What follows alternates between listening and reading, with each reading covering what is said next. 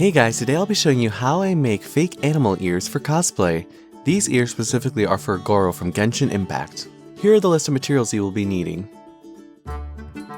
You start off by drawing your pattern. I freehanded mine, but typically it's just a triangle shape with a bit of curves. I will though add a link to this pattern in the description so you can feel free to print it off at your own leisure. I decided to put mine on foam so I get a general idea of the thickness since I'll be transferring this over to Worbla, but you can use patterning paper if you so wish if you don't want to use foam. Now transfer your pattern over to your Worbla.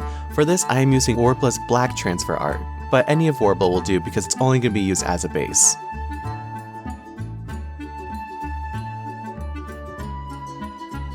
Flip your Worbla pattern over and transfer it over to the other side.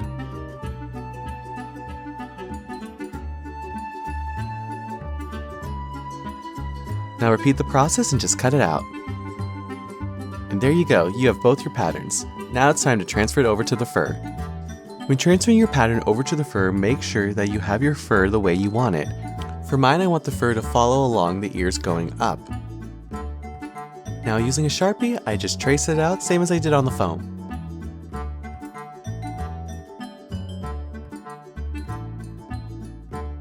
Flip it over and do it on the other side as well. Make sure you add a bit of seam allowance, this is going to be really important for later on.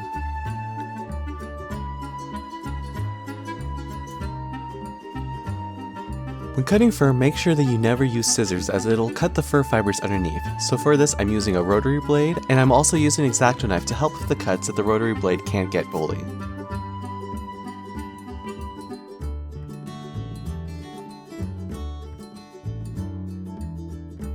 Now transfer your pattern over to your other colored fur. This is the exact same process as we did the tan fur, so just rinse and repeat.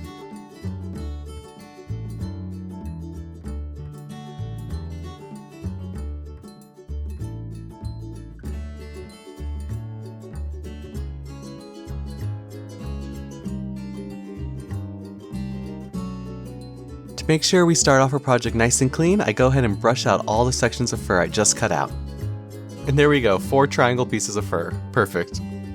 Since we are working with Worbla for our base, this is a thermoplastic that when heated up can be bended and it will keep its form once it cools down. So what I'm doing here is basically just getting the slight curvature that natural ears have. You don't want them to be too curled, and don't worry if it's not perfect after it's cooled down, they still have some bendability once they have cooled. I then took a bit of thin wire and bent them into a U shape. This is what we're going to use to attach the ears to our wig. To attach the wire to the Worbla, all I did was glob down a lot of hot glue and then press the wire into place.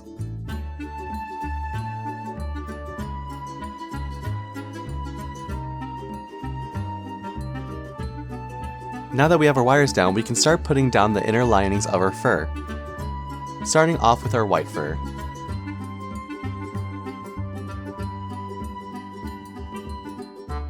Go ahead and repeat this on the other side as well.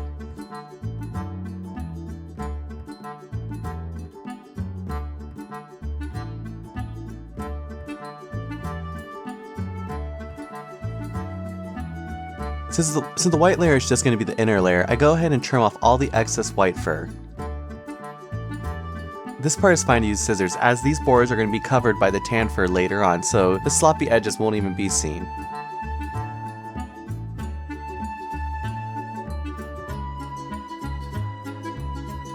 I go ahead and brush out the fur, that way I can get the long strands as well from the edges.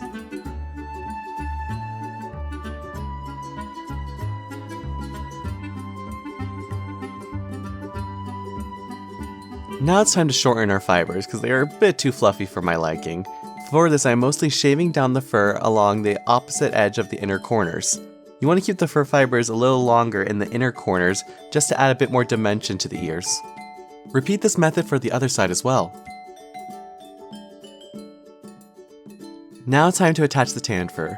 For this, I am also covering it with hot glue and then just pressing it down to the opposite edge of our ears. Press the ear firmly into place and make sure that it's still keeping its curved form from before. Now you see where that seam allowance is coming in handy. Go ahead and add hot glue to the border edges of the fur and then carefully fold the tan fur over the white fur.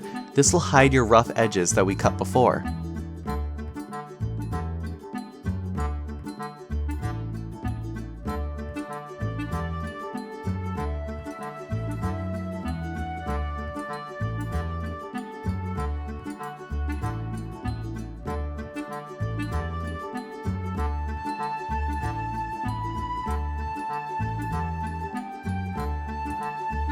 Do this for both sides of the ears. Now that the fur is attached, go ahead and brush it out so we get a cleaner base to work with.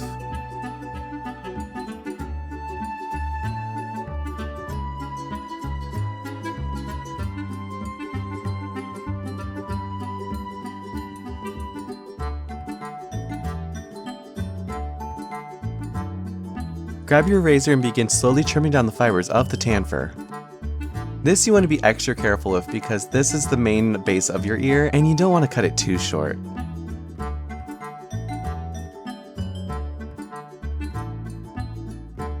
Trim it all along to your desired length.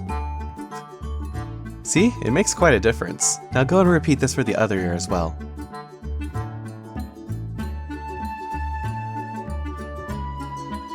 Here I'm taking some hair chalk in the color pink and adding it to the center of the ear.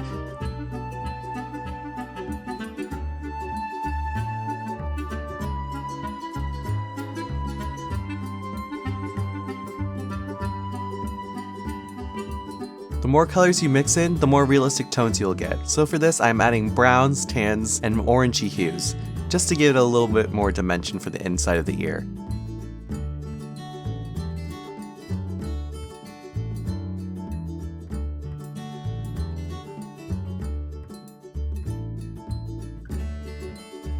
I felt the ears looked a little too symmetrical, so I cut out a very small triangle bit of tan fur, and I'm adding it now to the inside corners of the ear.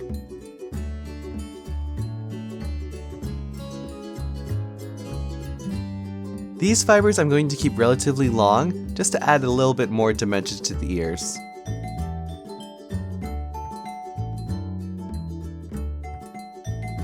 I quickly trim off just a little bit with the scissors and gently go over with the razor. Now with our brown hair chalk, I am going over the borders where the white fur meets the tan fur and blending it just a little bit. This adds a bit more shadow and it will also make the transition from the white fur to the tan fur a little less stark.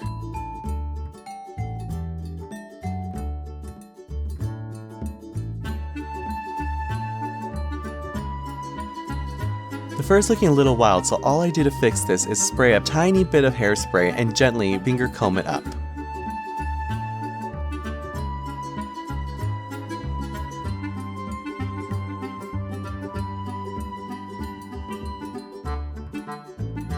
And there you go, our ears are complete. Now in order to attach them to the wig, all I did was bend the wire at a 90-degree angle and then slide it into the wig netting, just like this. If you want to go further and make sure they're super secured, you can also hand sew them down to the wig or even hot glue them down. And with this, our tutorial is complete. I hope this helped you in any way at all. And well, until next time, happy crafting!